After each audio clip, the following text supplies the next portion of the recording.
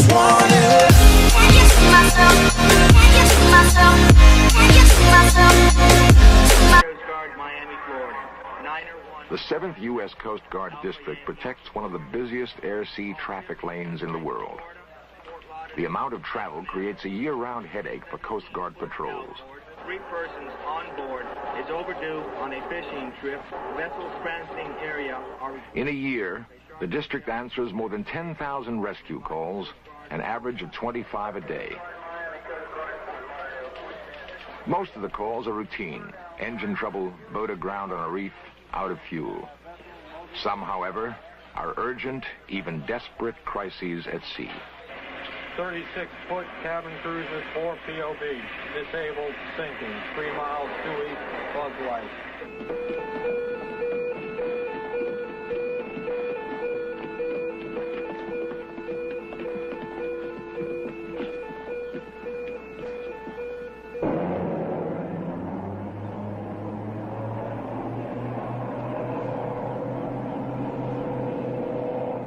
Within seconds of a confirmed emergency, veteran Coast Guard rescue crews head for distressed boats. The greatest number of calls concern overdue boats. Some cases stem simply from the anxiety of shorebound relatives. Others are caused by the vast number of inexperienced weekend sailors, long on daring, but short on navigation skills. And then there are the other cases, the disappearances that cannot be explained. They occur most often in a triangle-shaped wedge bounded by Florida, the Bahamas, and the island of Bermuda, the so-called Bermuda Triangle. The search for solution to the Bermuda Triangle mystery has been abandoned by some experts who claim there is no mystery. On a television program underwritten in part by a National Science Foundation, the statement was made that science does not have to investigate the Bermuda Triangle. Each disappearance, the program contended, can be readily explained. The only possibilities not taken into consideration by that statement are the personal stories of individuals who've been involved in strange occurrences. Somewhere in these stories, the clues may exist that will open the way to the final solution of the Bermuda Triangle mystery. A Coast Guard cutter sails for home. It's the same kind of vessel that once carried a young lieutenant named Frank Flynn. We came on watch at just before midnight. Everything was perfect. It was a flat, calm night. The winds were gentle, ceiling and visibility unlimited. Just a perfect night. Frank Flynn was a 20-year career officer in the Coast Guard. He rose to the rank of lieutenant commander before retiring. He has sailed in the Bermuda Triangle many times in his military career. Only once did something mysterious happen. Only once. At about 1:30 in the morning, I glanced by the radar, and a solid green line caught my eye on the radar scope. And called my assistant over, and I said, "What do you think of this?" It was a little surprising, and he says, "It looks like land." I said, "Agree." At that point, I went over, ran a recheck of the Loran fix because we were said to be 165 miles offshore. We approached the unknown radar target rather carefully, and it appeared to be just a gray wall. It was very, very surprising. I had never encountered anything like this.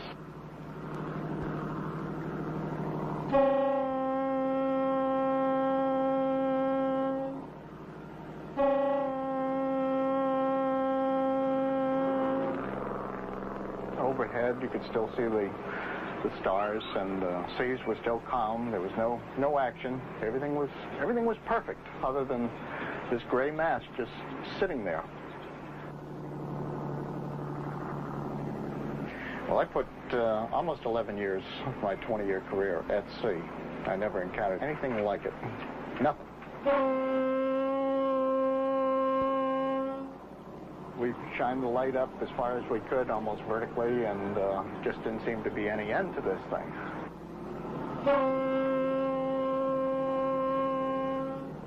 I was on the port wing of the bridge and looked up at the carbon arc light. I could just barely see a very dull glow.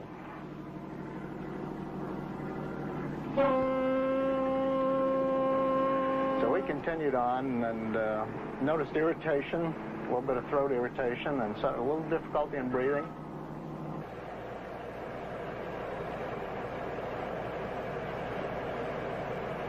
The engine room called indicating they were having little problems with steam pressure.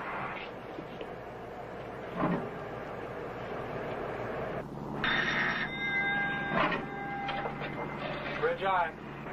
This had happened before in clear weather. Possibly it happened at that same time. I don't think so. I think that the two things were related. At that point, the Captain Strauch made a determination that he was getting out of there. 200 shafts are in, sir. Very well. He ordered left full rudder. We were going to go back out. And at that point, we broke through. We were on the other side. We're really not sure what we encountered. I don't think anyone is. Talked to some of the nation's leading oceanographers. They offered no real explanation as to what we might have encountered. I don't think it had been encountered before or since. After a long and distinguished career, an experienced Coast Guard officer wonders about a mysterious night in the Bermuda Triangle. There are pilots who have flown countless times through the Bermuda Triangle and experienced no difficulty. Bob Spielman has flown extensively in the Bermuda Triangle. Nothing unusual has ever threatened him, but a plane he owned was involved in a mysterious event. I loaned the plane to some friends who have flown it extensively, and they flew in the area of Grand Bahama Island on the way to a further destination. The day prior to the incident, by the way, I flew the plane myself into the same area we're talking about with no incident whatever.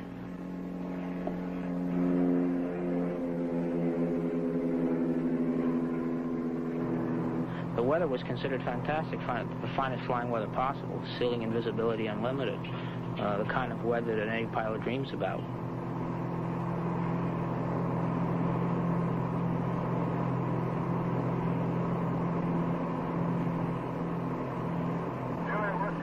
And I've been in many situations where communication has been mysteriously lost in this given area, and I just chalked it up to experience.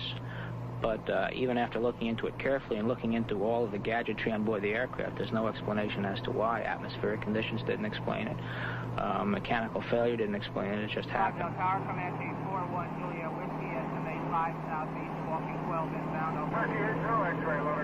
And then when radio contact with the Miami radio facility, aviation facility, and suddenly contact was lost, and the plane never arrived at its destination.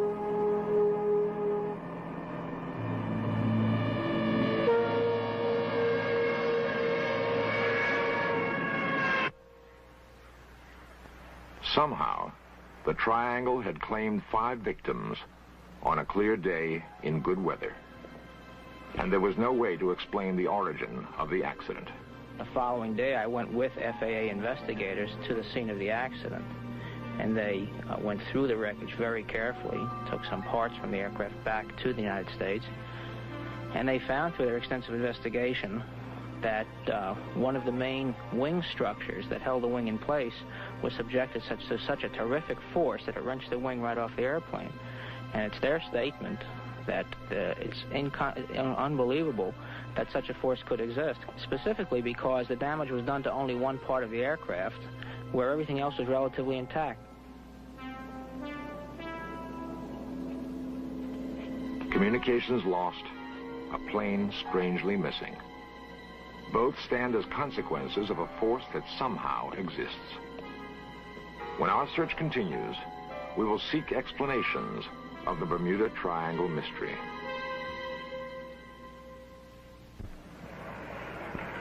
Ray Smithers classifies himself as an amateur researcher seeking a solution to the mystery of the Bermuda Triangle. Ray concedes that no single idea will provide the answer, but is forced to wonder if there is any truth to what he heard one night while broadcasting on WFTL, Fort Lauderdale. In 19 years of radio, I've been in and out of a lot of studios, but when I walk into this particular studio, I still get strange vibes. Ray was one of 3 people responsible for presenting a special late-night telephone interview program dealing with the Bermuda Triangle. During the broadcast, a call was received. A call which is hard to believe is anything but gibberish. And yet... Exploring the Bermuda Triangle. The Bermuda Triangle Part 2. Normally, all the phone lines were blinking. They were all solid. We had hundreds and hundreds of calls. About 45 minutes into the broadcast, Alan Moore went to answer a call and hit the first line. It was blinking as though a call was coming in, and there indeed was no one there. There was no sound as though someone was on the phone. It was just dead. WFTL, you're on the air. He proceeded to go down 5 additional lines, and they were all in the same condition. Hello, you're on the air. Finally, on the 6th line, our caller started making a statement. Hello. There's one of you on the program who will understand what I'm going to say. And every living thing on this planet has an aura. The area that you are discussing now is the aura of this planet. It is the communicative channel through which the Million Council governs this planet. Anyone going into the area when the communicative channel is open do not disappear, but they are in the timeless void. They are all perfectly alive and well. It is the only area through which the council can communicate with this planet. Well, we lost someone here. Let's see. Let's see who we have. There is no way to certify the authenticity of the call. All we know is the strange result the call produced. It's Monday morning. The morning DJ on the air offhandedly said, "Have you heard our broadcast in the Bermuda Triangle? We had quite a good show last night." Something just in general reference to the show. Immediately after saying that, our switchboard lit up. People said, "Gee, I had a physical or mental reaction when that guy called last night on your show. That strange voice." An unprecedented number of callers reported an emotionally unsettling experience. Whether the caller is real or not, he provides a solution unsatisfying to any reasonable investigator.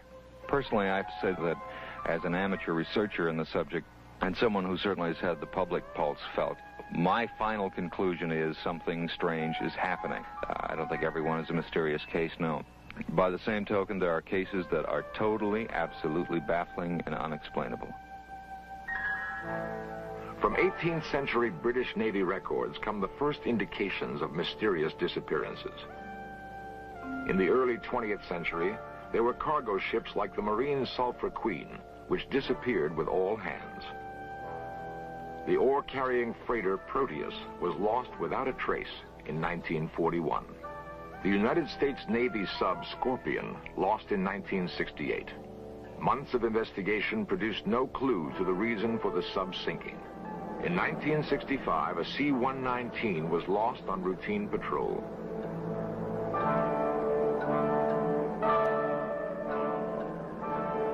And perhaps the best-known disappearance of all, the story of Flight 19, a squadron of Navy planes lost in December of 1945. The squadron had a triangle out east and northeast of us to fly as navigation training. Carlton Hamilton has been deeply involved in commercial and private aviation for 25 years in the area of the Bermuda Triangle. I've had controller jobs at Miami International Tower, operations officer jobs at Miami International Tower, and then chief of Opelika ATC Tower. Hamilton was personally involved in the events leading to the disappearance of Flight 19.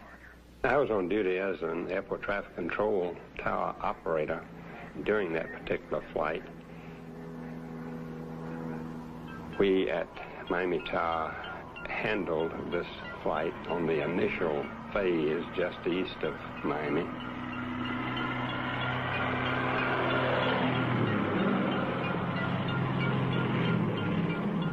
The flight departed on an instrument flight plan. As I recall, the flight went out at 4,000 feet. I believe they were supposed to climb up to 6,000 feet. the weather would be termed generally fair. Both civilian and military control tower operators made contact as the flight departed. Routine instrument flight plan conversation that issues to a flight leader gives the aircraft the authority to fly at a certain altitude or a given altitude, along with the fact that he's going to follow a given course. And generally then the wind, altimeter, and routine things of this nature are issued to a flight of this nature. There was no indication whatsoever that there was anything wrong. And when I lost contact with it, it was never heard from again. 5 planes, 14 men lost somewhere. There should have been a trace. During the rescue attempt, the mystery deepened. Subsequently, a search aircraft, as a matter of fact, several search aircraft went out, but one of the PBY aircraft also went down on this search for the fighter-type aircraft. Particularly on the PBY was a just sudden loss of ability to contact the aircraft. It's a finish of a transmission and then no answer. 250 planes and ships discovered no trace of the missing squadron.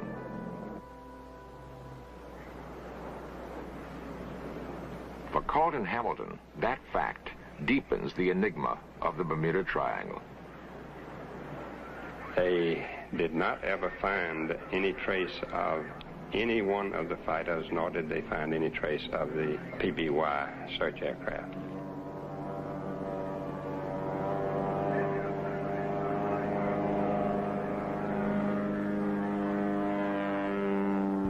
He himself survived what can only be termed still another mystery of the region. I have been on one occasion myself flying with a friend in a twin Beechcraft, and we were just offshore of Miami Beach. And we lost all lights and all navigation in the airplane. In many Bermuda Triangle disappearances, the sequence of events begins with a loss of radar and navigation capability. Now, just before we landed, all the lights and the navigation equipment come back on in the airplane. And we've never had any explanation for this, never found any explanation for it. But this actually happened. Each of the disappearances that has been cataloged in this program has in common an unexplainable element. Does Carlton Hamilton, a veteran of Bermuda Triangle aviation, believe that there is a mystery involved? Yes, I do. I believe that there is something very definitely within that Devil's Triangle. At low altitudes, I don't think that it extends too high above the surface, but possibly 6 to 8, maybe 10,000 feet, and possibly is being created by something under the surface or at the floor of the ocean, has been my theory of it. Somewhere beneath the Atlantic may lie the solution to the Bermuda Triangle mystery.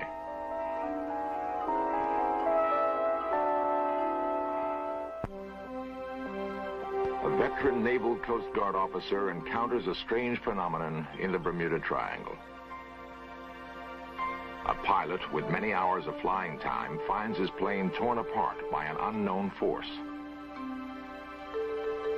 A broadcaster receives a message so strange it can be called otherworldly. A control tower operator earnestly believes that the mystery of the triangle is linked to the strange force. In light of the testimony of 4 individuals, it seems far-fetched to presume that the Bermuda Triangle mystery has been solved. To say, in essence, that science need not investigate is to destroy the rationale for any scientific quest. The unknown force, it appears, is there, in the Bermuda Triangle, begging for investigation.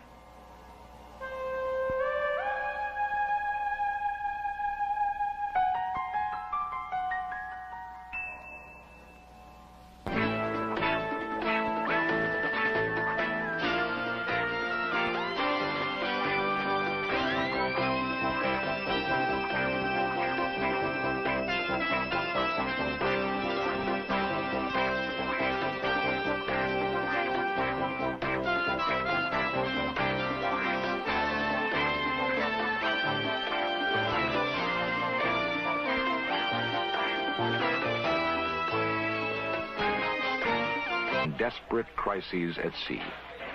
36-foot cabin cruiser, 4 POB, disabled, sinking, 3 miles due east, buzz light.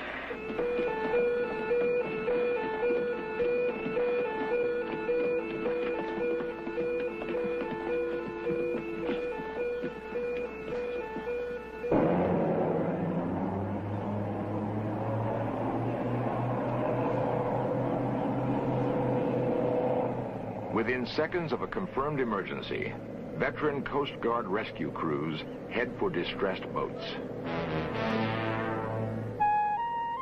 The greatest number of calls concern overdue boats. It was perfect. It was a flat, calm night. The winds were gentle, ceiling and visibility unlimited. Just a perfect night. Frank Flynn was a 20-year career officer in the Coast Guard. He rose to the rank of lieutenant commander before retiring. He has sailed in the Bermuda Triangle many times in his military career. Only once did something mysterious happen. Only once. At about 1:30 in the morning, I glanced by the radar, and a solid green line caught my eye on the radar scope. And called my assistant over. I just wanna. Can you see myself? Can you see myself? Can you see myself?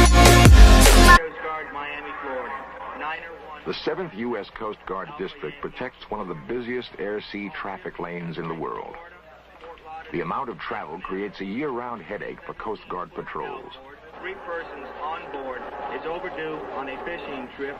Vessels transiting area are... In a year, the district answers more than 10,000 rescue calls, an average of 25 a day. Most of the calls are routine. Engine trouble, boat aground on a reef, out of fuel. Some, however, are urgent, even. The statement was made that science does not have to investigate the Bermuda Triangle. Each disappearance, the program contended, can be readily explained.